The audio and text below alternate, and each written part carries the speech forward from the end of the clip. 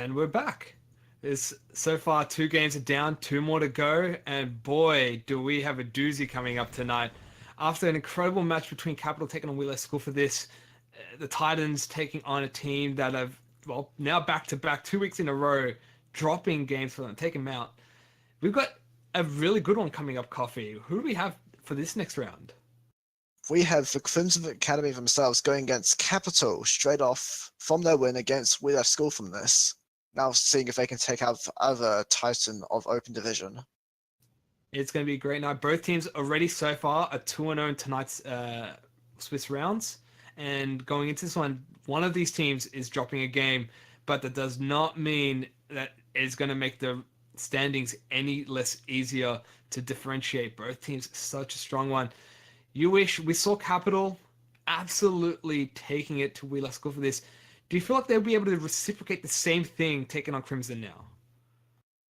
I think at the moment, with the way they've been playing, with what we just saw with We Left School for this and their performance last week, I think if any team in the league at this point could take it to Crimson, I think it's definitely Capital. They played really, really well. If they can do really well in that draft, get the draft that they want again, like they obviously did on Sky, and take it to Crimson, make sure they play their game, like you were mentioning. Those rotations onto those camps are really playing their own game, making Wheeler School for this play to them. If they can do the same thing with with Crimson, anything is a possibility for sure. Now we're moving from a large map that was Sky Temple to a smaller one known as Tomb of the Spider Queen. A lot more brawl, a lot more fights happening. I'm thinking of more. We saw Junkrat being picked up by Capital.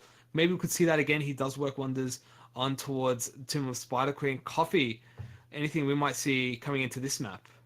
We've always seen it was nice, but I think here we're even going to see it in the picks all the bands. Asmodan, one of his best maps, Tomb of the Spider Queen. Such small distance between the two waves. He's going to get lots and lots of stacks if he gets through. I think he'll definitely be a points contestant in this draft. And we can see just how dangerous an Asmodan, who does stack up very nicely, can be. In the first round, Baxter absolutely tore through Funky Moon. Maybe we'll see it again in this game, and it'll be an interesting... It has Luke. We mentioned Chromie's back up as a potential pick, and we talked about how, or you mentioned how that she's not as strong anymore, she's not as dangerous anymore, and that was Luke's one of his go-to plays. He got MVP a couple weeks back just his performance. But now we're going to go towards the pick and ban phase. But I'm looking forward to see an interesting the Warrior matchup. Garrosh hasn't been seen picked or banned so far tonight. No, he hasn't. I think being Tomb of Spider Queen, we're going to be looking for the wave clear tanks. That mostly means Johanna with the Condemn. Able to do so much in that department. Straight away, Asmodan taken off the table by the Crimson Academy. They do not want to deal with that. That's we saw why first round of tonight. Just the sheer damage he can do. Wave clear he's got. It's a small map. You can rotate. The globes will get there quicker. They don't have to transverse as far of a distance. But now Phoenix being banned away to take that away from Crimson Academy. It's 2 damage dealers down, but still got Genji and Urel potentially being the next bans. Absolutely. Still those two very strong picks. We might see both of them banned. We might see neither of them banned. Depends what Crimson Academy want to do here with this pick. Going down to the wire. It's going to be Raynor. Okay, so now with that banned up the case, Urel and Genji, one of them will go through, and it's going to be Crimson who might pick them up. What will Capital do in response? Which one will they let through first in this matchup between the two titans of heroes that are plaguing good old HotS? I definitely think that Genji, with his ability to rotate, put some pressure on the bottom lane. I would definitely ban him in this case, but if they decide otherwise, I can get rid of Urel. And with the Urel ban and the Inslog Johanna, Genji has fallen through the cracks so far. Can Capital grab him in response to it? Taking a bit slow in towards pick. I guess they're a bit surprised that Genji wasn't immediately picked up. But Johanna, strong warrior, got the wave clear, got the damage that she can boot. Has a blessed shield as a response. Instead, they pick Sonya and Jane. Genji's still getting through. opting again for the wave clear over the sheer amount of damage that Genji could do to the other heroes. It's almost a game of chicken at this point. Who's going to be one to take Genji? I honestly don't think he should get past this next pick phase. I feel like Crimson should pick him. He can do wonders, but if he does somehow get through, which he has, he's gonna be. I feel like he'll be banned. He's got to be banned now. Otherwise, he will be picked at least. It wouldn't surprise me though if Crimson Academy, with their ban targeted the front line, went against another warrior ban, maybe a Muradin, maybe a Garrosh. But that would mean letting Genji through again. Thrall banned away, this time by Capital. Deca Kane, this is the third time tonight he's been picked. Very strong. The scroll ceiling as well as the Herodric Cube, just the amount of CC he's able to dish out for his team as well as stay a while. Listen, but now Muradin's being banned out. They listen to what you said, Coffee. Get rid of that warrior. And now it's down to what will Capital pick in response. Still got Diablo available is on the board. You still got Stitches if you really want to.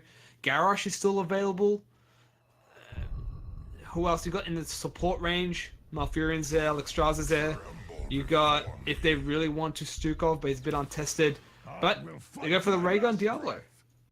They got a strong pick. He also, like Vijahana, has the wave clear.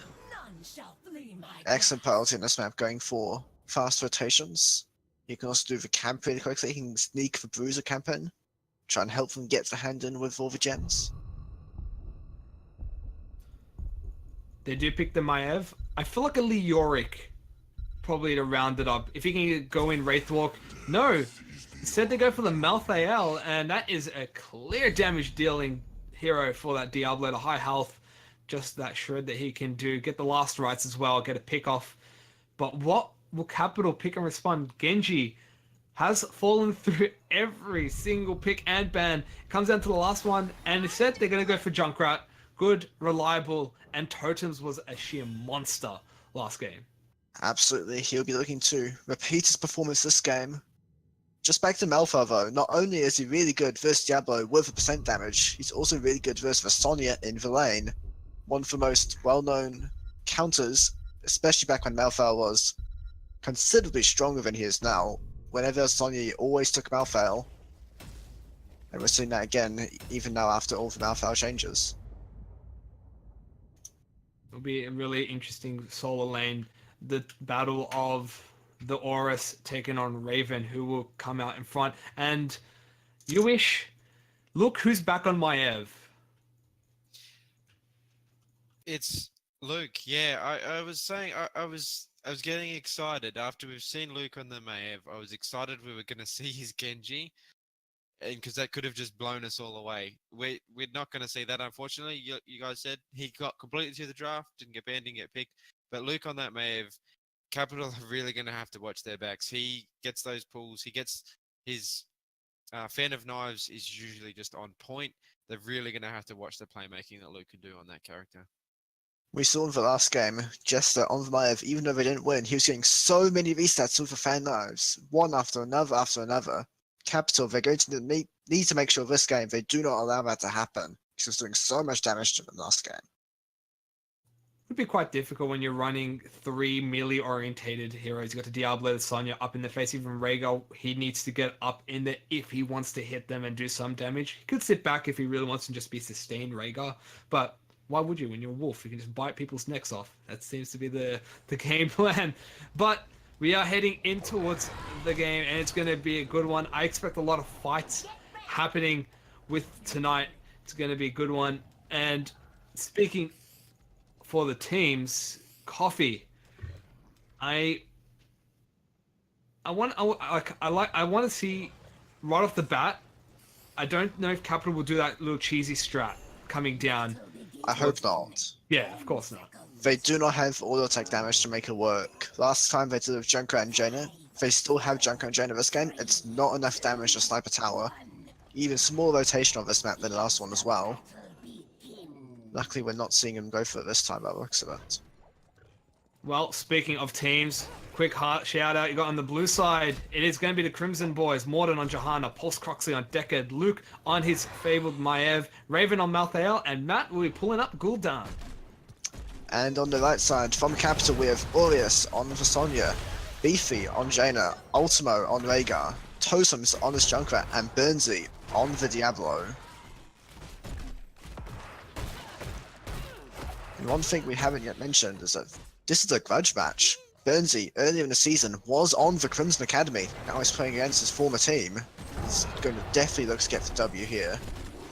Oh, this would be a good one. If he can take it to Crimson and then just take a win and maybe even take him out of the standings, oh, that'll be such a nice juicy burn. He'd probably be going to bed feel like, yep, I'm the man, can't do anything to this. It's all good. Burnsy, not only would it be revenge leading up to his namesake, got some justice as well, some would say. But right now, the teams are just making the rotations. And a nice kind of knockback displacement from Totems. Look for him, those mines, he's really good at interrupting and just, well, displacing and causing a nuisance for the enemy team. So Crimson Academy need to be careful of their positioning when entering towards team fights, especially with such a small map and the 2 points, very congested areas and whatnot. Now Aureus starts to make his way towards the bottom, but he's going to be careful because guess what? There's a Luke happening. He's going to get the tether as well. But Ultimo is there to try and assist his teammates. Here it comes, Capital. The cavalry is here. Raven gets knocked back. It's again Totem with the displacement. Gets the first kill. Malthael drops. Morden coming trying to get something, but they do get themselves the Giant. And Capital already showing a presence in this game only 2 minutes in. Oh yes, he saw the rotation, he saw the camp being done, and he's like, boys, we need to get down here, we need to stop this, and then massive rotation. 4 members of Capital coming down to contest that point. And we get it. Already applying extra pressure, and this is something that if they are able to keep on top of it, just like last game, Capital will time it well. They will be there when it's about to spawn to get it again and again and apply the consistent map pressure. Granted, a smaller map, Crimson can rotate better to deal with it, but still, Capital can do what they can. Burnsy, he's gonna get rid of the scroll, lands on him, he gets pulled away, gets tethered, but the great slowing totem that is Ultimo kept his teammates alive so that the following gauge wasn't there.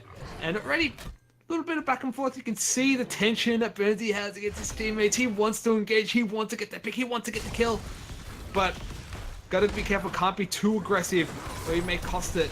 Jumping onto Morden, but he's going to be walking away with the Iron Shield. Excellent harassment going on by Capital, getting the health bars of Crimson down. Relay Morton has to go back with his 26 gems. Now would be a great time for Capital to try and hand in. But instead, this Crimson is sneaking a hand in the bot lane, while Capital goes for a Bruiser camp.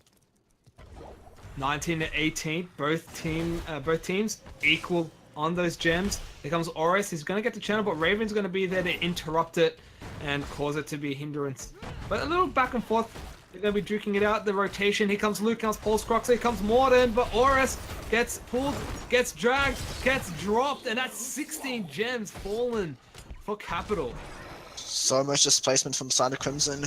Ultimo will be able to recover gems, but this is given room for Crimson to hand in their own. Morton handing in 29, only 4 more needed for the first wave of web weavers to come by Crimson. Luke sitting on 10 himself, he's trying to get the last extra gems to hand in. I feel like he's the only one. Now Matt as well sitting on 6, so if either one of them get the channel off, that's going to be the first web weaver happening. Matt, kind of low. Luke hopping onto Burnsy, they find themselves a rogue Diablo. He's dropping down to half health, he's going to get rooted, he's going to get stunned. He's got 10 gems himself, and in fact he drops, and I doubt Capital are going to be able to secure those 10 gems. No, Burnsy, he was determined to stop the hands in, stop Webby's coming in, but he was all on his own. Crimson capitalized on it and they got the kill, and now they're looking for another one. But it's Junkrat, and he's coming out without any issues. Damn, Totem and them mines, just so clutch. Able to get himself into safety. But first web weaver's up, level 7 to level 6. Capital are not that far behind, they're about 3/4 of a level, but they need to get that level 7 talent before those web weavers are up, and they do. It's going to help them deal with it, and it's just the first level as well, so it's not going to do that much damage. But Crimson not taking any chances, they're pushed down the middle lane, they're applying pressure. Burnsy gets a flip on the Morden, he's taking some fort shots, but they get to clear the first walls for it, and now forcing the well as well. They are pressuring this fort.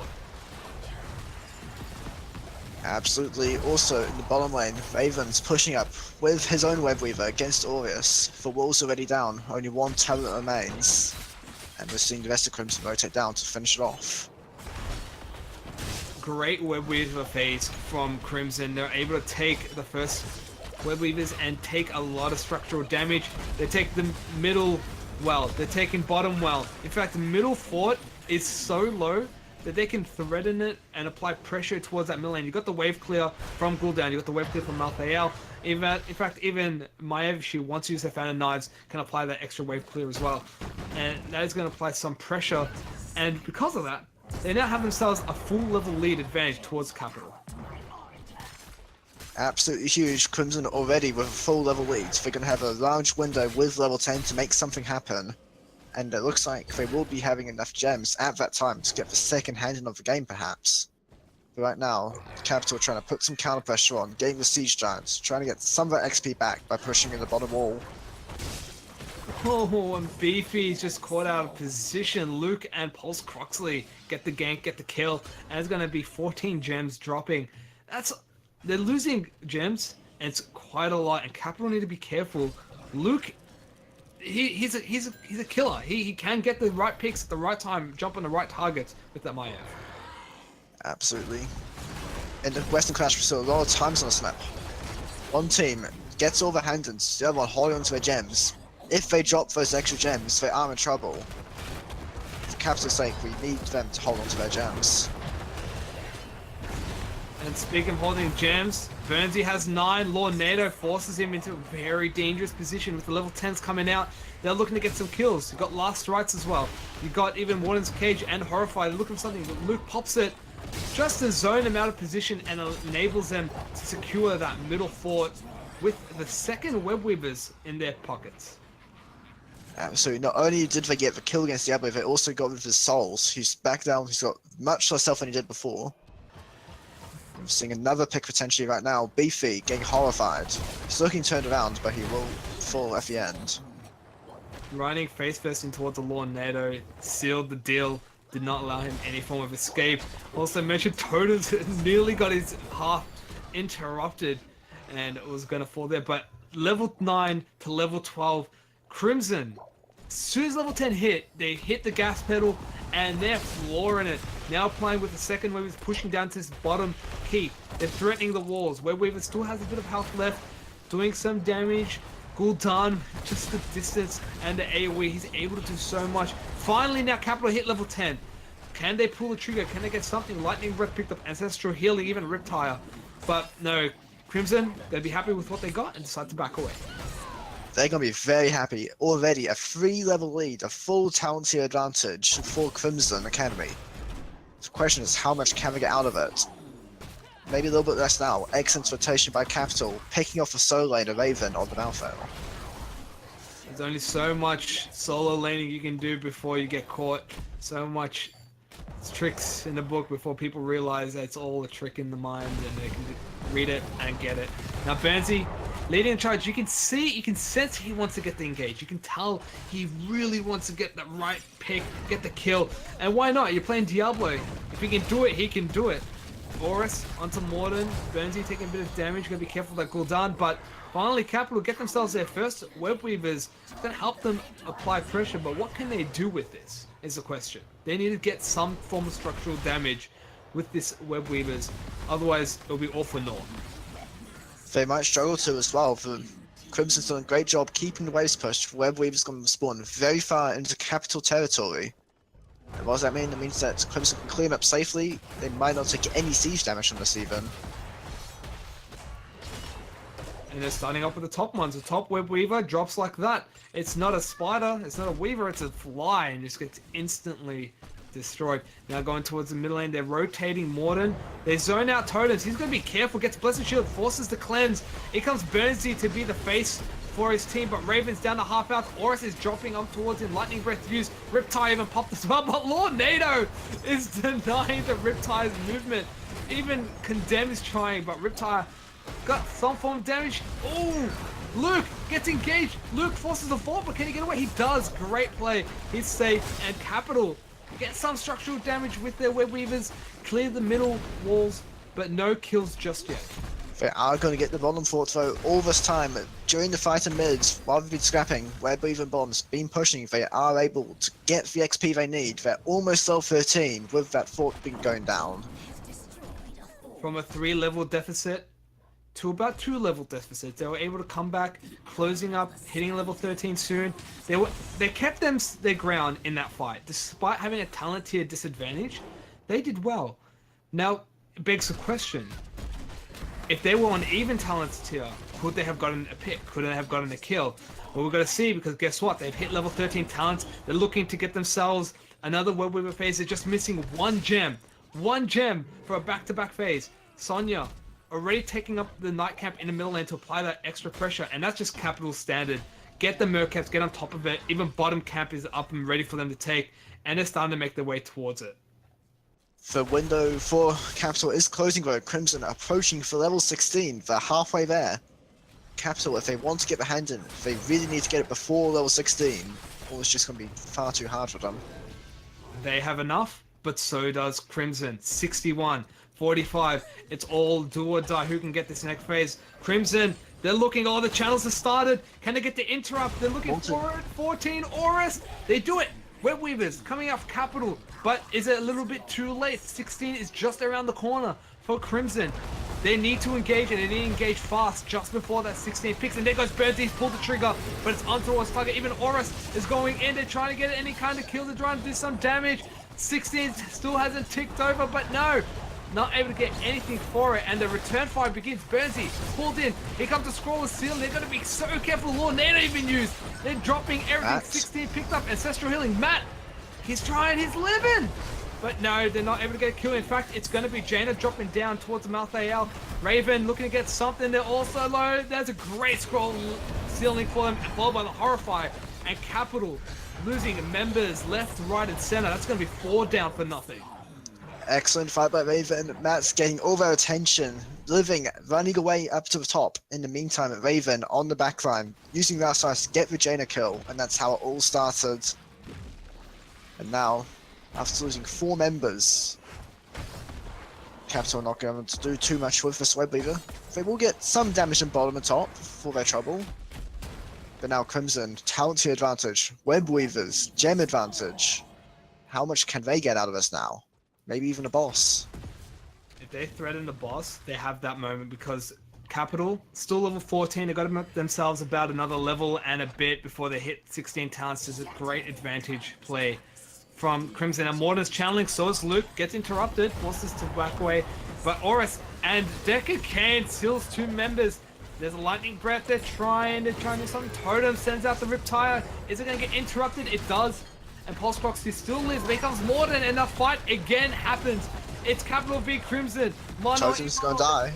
But Totems is ticking over. He's dropping. Can Ultimo sustain him? He still lives somehow. Even Aurus is living. Members are still alive. And goodness gracious, Totem with 50 health is gonna walk away. Less than that. Knight got down to 14 health at one point. Ultimo barely saving him with the chain heal. But still a good outcome for Crimson as they get the web weavers, and they've still got the talent tier advantage. Exactly. Capital just hit 15. They're full level behind in terms of that talent tier. They're about more than 2 levels behind Crimson in just sheer level. And already Crimson, they set the sights up. Okay, you know what? Guys, let's do it. Pulling the trigger, they're getting the guns out, they're going for that bottom keep. And Capital need to rotate this. They're trying to soak up as much as they can. Aurith still in that top lane, dealing with that web weaver, trying to get to level 16. They're not going to get 16 in time. And it's a little bit too late. Here comes Crimson. They're knocking on Keith's doors. And Crimson, what they can do is they can grab it and even push further if they don't hit 16. Aurith is still soaking up. They're just over halfway. Get the keep. And they're getting the heck out of dodge. Crimson playing it safe, going for the mid push instead of trying to end. They're so far ahead in the levels right now. 2.5 levels, gonna be more after the end of the web weaver phase. Will they be able to get the mid keep? Maybe. But here comes Aurus, arriving with 16, barely arriving. Riptide used. Riptide gets blown up. Middle keep dropping, and 16 now popped up for Capital. Here comes Bersy, gets a stun on towards Morden.